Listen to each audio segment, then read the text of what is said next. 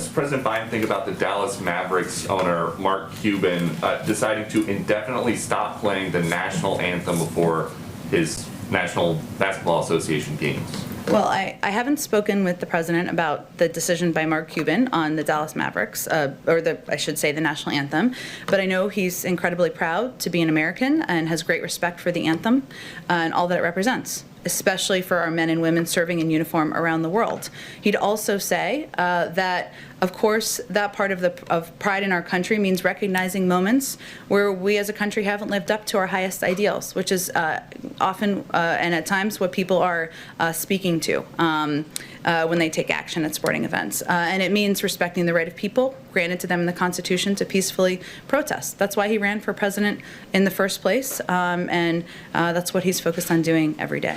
Yet again, we have Fox News' White House correspondent Peter Doocy doing his network's bidding and focusing on lobbing bad faith questions to give red meat to the Fox News base who survives solely on culture war wedge issues. And so when Dallas Mavericks owner Mark Cuban told ESPN that he had made the decision to stop playing the national anthem before home games after consulting with NBA Commissioner Adam Silver, obviously Fox News jumped all over it. And yet, just like they perverted the true purpose of the protests across the country by professional athletes who were protesting police brutality, conservative media insisted instead that they were protesting the flag or the country or the troops. Forget that these athletes quite literally announced that it was to protest police brutality. Fox News insisted that they got to decide why other people were protesting, and so that's what they did, because clearly they would know better than the very people kneeling in protest.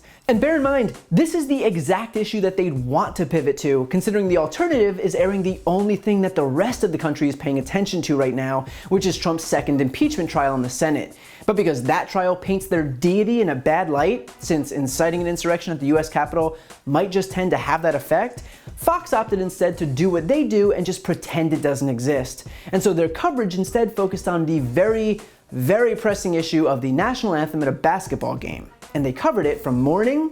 Love it. Let's be clear. Mark Cuban is a globalist. He's not a patriot. And so what he cares about is, as a billionaire, and so many American billionaires care about this, is his own wealth. He cares about China, a growing market for the NBA, and he cares about his woke millionaire players. And I think Texas won't take this very well. They're patriots there. They love the national anthem. They love their country. But the concern I have, Harris, is that you now have all these, woke kids coming out of high schools and colleges that have been taught to hate America, have been taught to villainize our founders. And I think as time goes on, there's going to be a movement to actually step away from the national anthem. And this is bad for America, and this is great for China. Wow. Okay, great to have both of you. Until night. Luka Doncic. If Mark is watching, I'm a true, heartfelt fan of the Dallas Mavericks. But if you make me choose between the United States of America and the Mavericks, it will not be a hard choice. Man, nicely put. Will, it's good to see you tonight. Thank you for coming on.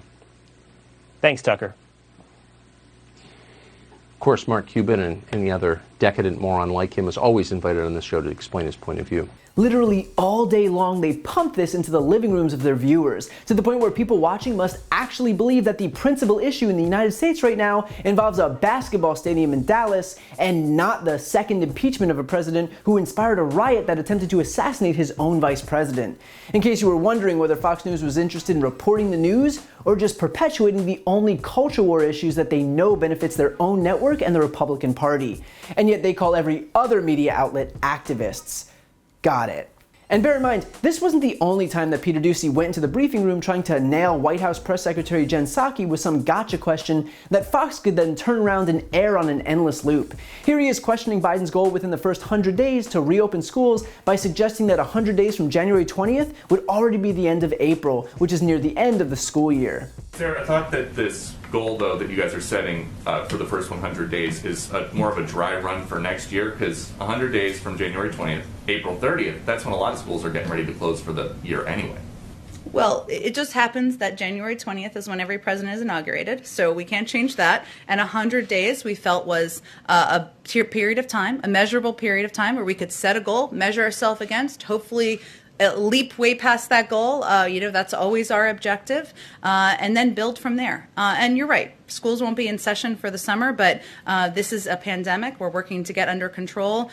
making progress every month, and we're certainly hopeful that things will be, more kids will be back in school 5 days a week as quickly as it can safely happen. I'm not sure if he's trying to blame Joe Biden for taking office on January 20th, or suggesting that setting a 100-day goal for something isn't standard in every single administration in modern American history, or suggesting that he's not meeting the moment when it comes to COVID, but what's clear is that it's being done in bad faith. If only Fox News was this interested in the pandemic during Trump's presidency, then we might not be in a situation 11 months later where nearly 500,000 Americans have died and where we're struggling to reopen schools. And yet, because Fox had only been concerned with towing the line set by Trump, all we heard over the better part of a year was how great the response had been. Funny how things change at Fox when a Democrat gets into the White House. And then, of course, also this week, Peter Doocy tried to suggest that by canceling the Keystone XL pipeline construction permit, that Joe Biden was then supposed to personally hand anyone who'd lost their job a new green job.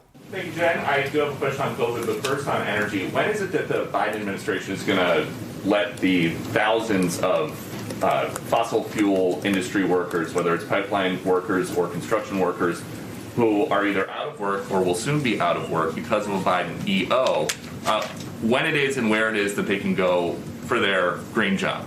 And that is something the administration has promised. There is now a gap.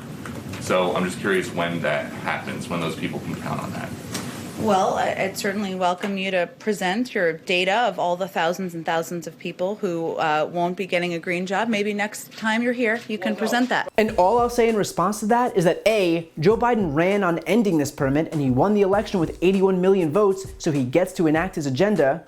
B, despite what Peter Doocy claims will be thousands of jobs, in reality, the only jobs lost were 1,000, while the rest were projected jobs. And C, a president dictates policy, but he's not responsible for making jobs. That is and always has been the responsibility of the private sector. And sometimes jobs will be lost when certain industries become obsolete. But the point here is that Biden's green policy will make way for leagues more jobs in renewables that are higher paying and in an industry that's growing at a rate of about 100% per year, as opposed to the dying industry predicated on fossil fuels. And by the way, Doocy knows this, but the goal is to lob bad faith questions in an effort to embarrass Jen Psaki. And thus far, he's only failed at doing so every time. So Fox News and its correspondents will continue to traffic in bad faith reporting in an effort to shape the narrative that they think works best for them, but their viewers should know that in no way does that reflect reality. If Mark Cuban and the Dallas Mavericks want to avoid standing for the national anthem while discussions with the community are ongoing, all in an effort to help those who've been historically disenfranchised and brutalized, then they have every right to do that. And despite Fox's fear-mongering about patriotism and freedom and liberty and the flag, giving the otherwise voiceless a platform is a good thing. It's Fox that needs to scare its viewers into thinking anyone not consuming 8 hours of their own programming are dangerous communists out to get them. And so it'll be a non-stop barrage of culture war BS, but just remember that if you have to trick your viewers into watching endless coverage of a non-existent basketball scandal, then that's a testament to just how weak the hand they're working with actually is. While you're here, please check out my podcast, No Lie with Brian Tyler Cohen. I take a deep dive into the top stories of the week, and I also interview major players in the world of politics, like Kamala Harris, Adam Schiff, Nancy Pelosi, Pete Buttigieg, Katie Porter, Al Franken, Cory Booker, Jamie Harrison, Mary Trump, and many more. Again, that's No Lie with Brian Tyler Cohen, available anywhere you listen to podcasts.